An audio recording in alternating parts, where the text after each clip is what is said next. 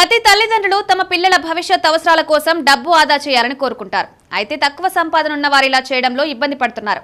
చాలా మంది తక్కువ మొత్తం పెద్ద నిధిని సృష్టించదని భావించి ఏ పథకంలోనూ పెట్టుబడి పెట్టరు. కానీ వారి ఆలోచన తప్పు.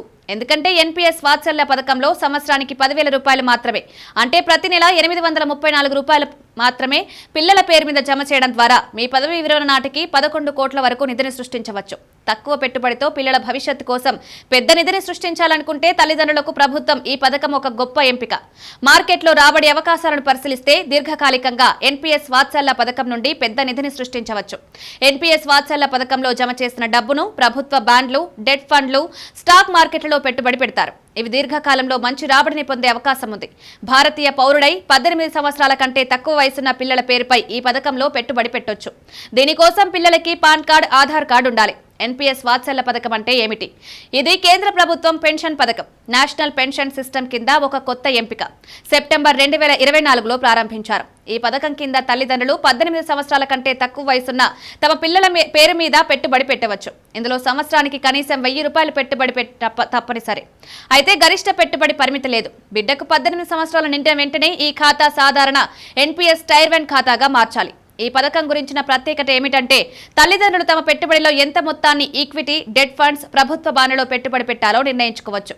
11 కోట్ల నిధిని ఎలా సృష్టిస్తారు? ఒక పెట్టుబడిదారుడు ప్రతి సంవత్సరం పిల్లల పేరిట 10,000 అంటే నెలకు 834 రూపాయలు పెట్టుబడి పెట్టి 60 సంవత్సరాల వయసు వరకు ఈ పెట్టుబడిని కొనసాగిస్తే ఈ నిధిని కాంపౌండ్ చేయడం ద్వారా దాదాపు 11 కోట్లకు చేరుకోవచ్చు. అయితే ఈ లెక్కింపు పథకం అగ్రెసివ్ ఆప్షన్ కింద అంచనా వేసిన రాబడిపై ఆధారపడి ఉంటుంది. సగటు రాబడి 12.86% ఉన్నప్పుడు మాత్రమే ఇది జరుగుతుంది. 10% ఉంటే 2.75 కోట్ల నిధి వస్తుంది. రాబడి 11.5% ఉంటే పదవీ విరమణ చేసే సమయానికి 5.97 కోట్ల నిధి సిద్ధంగా ఉంటుంది.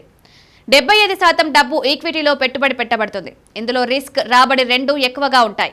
50% డబ్బు ఈక్విటీలో పెట్టుబడి పెడుతుంది. రిస్క్, రాబడి మితంగా ఉంటాయి. 25% ఈక్విటీలో అతి తక్కువ రిస్క్ ఉంటుంది. రాబడి కూడా సాపేక్షంగా స్థిరంగా ఉంటుంది. 3 సంవత్సరాల పెట్టుబడి తర్వాత అవసరమైతే విద్య, అనారోగ్యం, వైకల్యం కోసం 25% వరకు డబ్బు తీసుకోవచ్చు. ఈ సౌకర్యం గరిష్టంగా 3 సార్లు అందుబాటులో ఉంటుంది. 18 సంవత్సరాల వయసులో నిధి 2.5 లక్షల కంటే ఎక్కువగా ఉంటే అప్పుడు 80% డబ్బును యాన్యుటీలో పెట్టుబడి పెట్టడం తప్పనిసరి. మిగిలిన 20% డబ్బును ఒకేసారి ఉపసంహరించుకోవచ్చు.